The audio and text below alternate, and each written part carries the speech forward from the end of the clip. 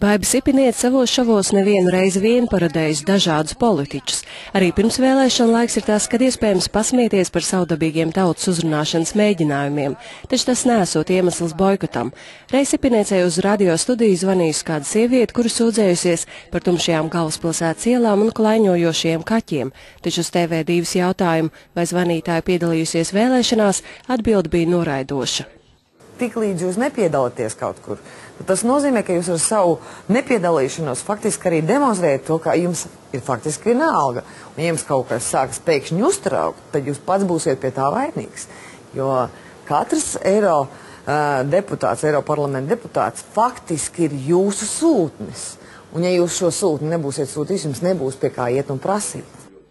Sipinietes kolēģis Viestures Dūla iedzīvotāja pasivitāti skaidro ar cilvēku nepārliecinātību, ka viņi spēja ietekmēt notiekošos procesus.